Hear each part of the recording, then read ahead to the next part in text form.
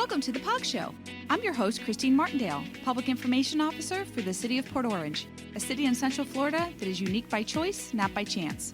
I will be bringing you powerful interviews and on-the-go info to gain a better understanding of the various services and functions our city provides. So let's get started.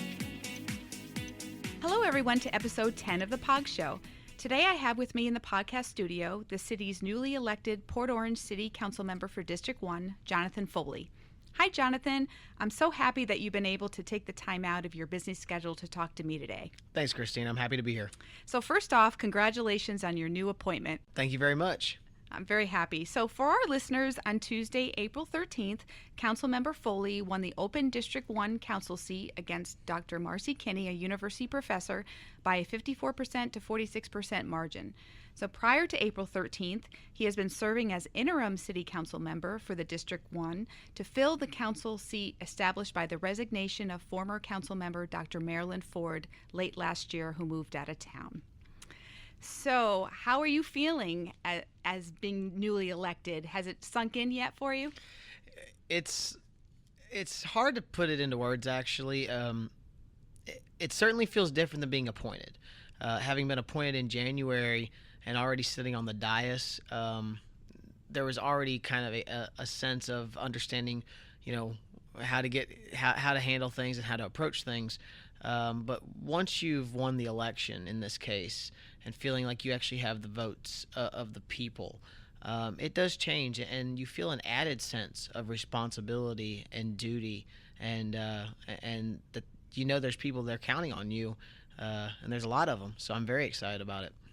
And you were recently sworn in at the latest council meeting, which was just a joy to be part of that, and exciting with your family there, and of course all the other council members. So what a joy that was, and something you'll never forget, right? No, certainly, and I'll never forget having again served in the interim and done this for 3 months.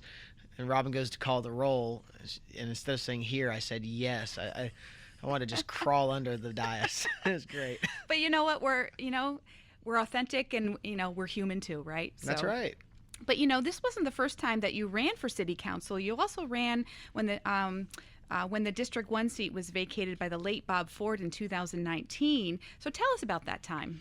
Yeah, so I'd been following along a little bit and entertained the idea of getting involved. I knew that I wanted to serve and I wanted to get involved. And when Bob's untimely passing came, there was only one other name at the time that had stood up to run. And at the time, I said, I felt like our chances were pretty good. If that was going to be our only opponent, we should at least try. And so I kind of jumped in with all 4 feet and said, we're going to try this. Obviously, after that, though, there came 3 other candidates, one, of course, being Dr. Marilyn Ford, who would go on to win. But it was a good experience for me because it allowed me to introduce myself to people I didn't know, and for them, to build relationships. And it also it got me engaged anyway. Even though I didn't win, it caused me to get involved because I joined board and wanted to join more boards. I was around the city. I was involved with more people. I was having more conversations, and I'm actually, hindsight 2020, I don't regret it one bit because I think it worked out really, really well the way it did. Absolutely, and you recognized by more citizens, right? Getting your name out there, and more experience, right? So most certainly, a lot of much needed experience. Absolutely, that's awesome. So, but before we get into more questions about your council seat and your focus in District 1, tell us a little bit about yourself. Where you grew up, and tell our listeners about that. So, I'm as close to a native Floridian as you can be without being one. I feel like I was born in North Carolina, but we moved here when I was 4. And so I've lived right here in Port Orange, actually right in District 1. I've always loved the city, always involved in programs here, the rec programs with baseball, things like that. For my job, I was involved in my church and kind of got involved in music and picked up kind of a career doing some of that. And it's one thing after another, I guess. I love every second of it. And that actually leads me to my next question, because I know music has been a huge passion of yours. And so tie how music ties into serving and a little bit about your background with music. Yeah, so well, like I said, I started out playing in church. And so my dad is the pastor of the church on Herbert Street here in Port Orange, Chapel of Faith. And we always just, music was a big part of that church growing up. And it was a good way to get people involved. And so we used to do free lessons for kids, which I helped teach. We do that on the weekends. We had outreach ministries where we would go to nursing homes and we'd entertain the people in all these different assisted living facilities, things like that. And so I was always involved in these volunteer programs that involve music. And of course, obviously, you do have to pay your bills. So I got involved in songwriting, making trips to Nashville, got the pleasure to tour with NASCAR, go out and do these big shows, things like that. So it's been a very fulfilling, very enjoyable career for me, and I love it, and it's a big part of who I am. And but tying back to serving is just some of the most fun I have is when you're having those interactions with people. Like I said, when we were teaching kids how to play guitar or drums or keyboard, when we were going out and entertaining people at nursing homes, there's a certain joy of that work where you're serving others, where you're bringing some joy to their life. I've always gotten so much pleasure. There's a quote I read the other day: "You make a living out of what you get in life, and you make a life out of what you give." I think that applies really well there. It's funny when you were just saying that. For me, I love to give more than I like to receive. There's that joy in giving, and the same with your music, right? So, and giving with your passion. So, no, that's great. And so I guess that leads me to my next question with, what got you into public service? What do you love about Port Orange, and why now, right? We should ask why 2 years ago. It goes back to, like I said, it's wanting to serve. I've always, I don't know if it's because I grew up in church with the kind of the moral compass my parents instilled in me. I don't know. There's something that just ticks inside of me that I like to help others. I always have, and you always are looking for new ways to expand that reach and that ability to do things. And when this opportunity arose, I knew it was something I wanted to do, and it was, whether or not the timing was right. And, for me personally, I believe everything happens in God's timing. That's just my personal belief. And, here I am now, 2 years removed after the first election, and I feel like it worked out the way it was supposed to in the end. But yeah, I would say it's always, there's something about serving others, and you want to step in the opportunities when the doors open to expand that reach. And take advantage of it, right? Right. Always the perfect timing for everything. So let's talk a little bit about, your seat in District 1. Obviously this was, for our listeners, this was a citywide election, so everyone can vote who has registered to vote in Port Orange, citywide, but your focus is District 1. So maybe tell us a little bit about what your main focuses will be in District 1, or what you want to see happen. Well, I think it's obvious we're going to talk about Riverwalk, right? Love that park. I love the park. The park actually is extremely popular. We had the event out there in March, and it was amazing. Everybody that walked by the booth, it's, where are you from? And more often than not, it wasn't Port Orange even. We had people from South Daytona. We had people from Osteen. We had people from Orlando.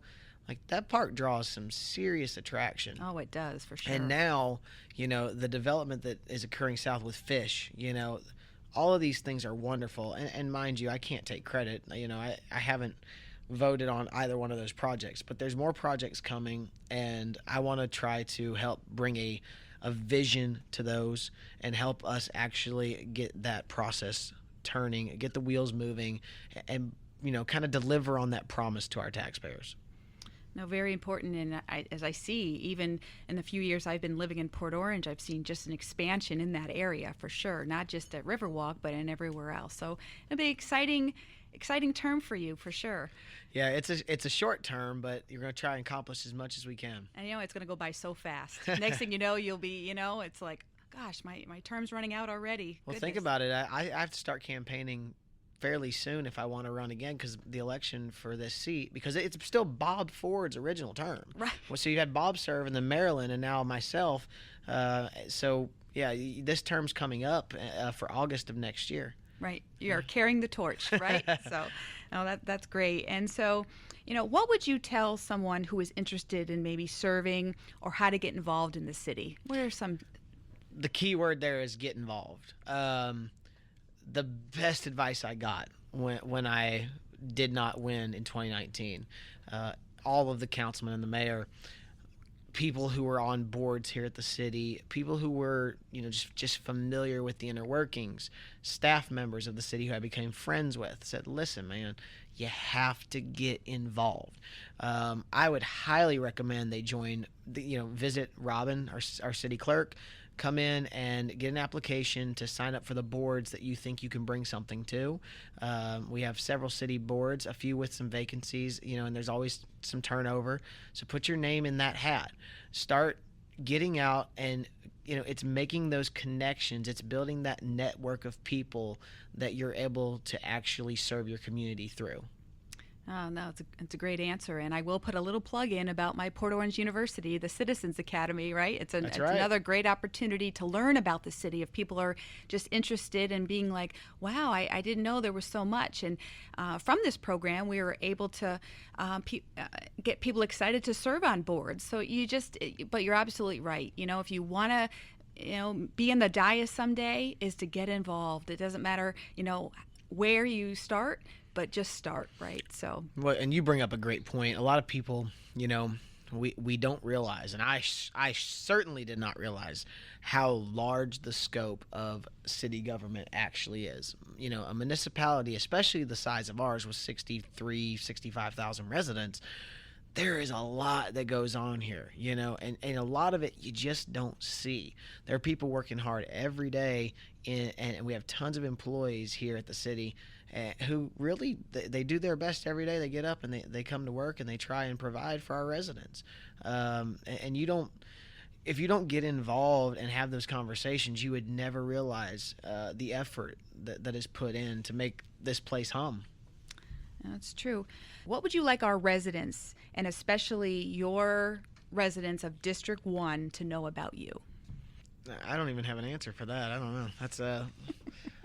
That's such a broad question, I guess. I think I would like them to know that I'm the kind of person who's very self-aware and accountable. I'm the kind of person who is highly accessible. I have the city phone. I have my regular phone, a city email, Facebook, any way you want to get a hold of me. If you get a hold of me one way or another, I'll point you to the right way to get a hold of. If I have the answer, I'll give it to you. If I don't, I'll move you to the person who does. But I want the residents to know I'm here to serve them. I did not do this for myself. I have their interest in mind. I have spent many, many hours already over the last 2 weeks just conversing with people about 1 or 2 different projects that are going on in the city, taking every phone call, responding to every email. I believe in being accessible and being accountable. And I want my residents, especially in District 1 and all over the city, to know that I stand by those principles. And I love that, because this is what our city's about, is always, getting back to our citizens, and, even if we don't even know the answer, saying that we will get back to them. And right. I think they appreciate that so much. And actually leads me to my next question, how they can find you. I know our city website. Do you have a specific Facebook page at all? No. And I'm actually going to make sure before I start. I was thinking about turning the campaign page into a councilman page. I'm meeting with legal to make sure I'm able to do that. The best thing that you can do, if you're listening to this podcast and you're a resident and you want to talk to me about an issue in the city of Port Orange, I highly recommend going to the city website and getting either the email address, or you can call me on my city phone, which I think is 386-214-6514. You can also text me on that phone. It really doesn't matter. I'm here to be available, and I'll communicate with you pretty much any way you want to communicate. If you want to find a way to do courier pigeons, then I'll work on it. And I'm sure they could find you performing music somewhere in Port Orange too, right? All over Volusia. Well, sometimes all over the state of Florida, but yeah, especially all over Volusia County. That's great. And I know you're on Facebook Lives a lot too, so wherever we can find you for your music, so that's always a plus. Is there anything else that you'd like to add? Anything that I didn't ask you that you wanted to share? No, just thanks for giving me the opportunity to come on and do the podcast. I told you when I heard the first few, I really liked it. You know, I always think that our government should be as accessible as possible, and that we should try to find new ways to communicate with our residents. So just thank you, Christine. I appreciate this. Oh, you're welcome. Very proud of what you're doing. You're actually my first council member that I've interviewed on the podcast. I had the mayor on, and you're my first. So my goal is to obviously get it to everybody. So well, I really appreciate the honor. Jonathan, I really appreciate your time and providing us with a little bit of insight about you and, what you'll do in District 1.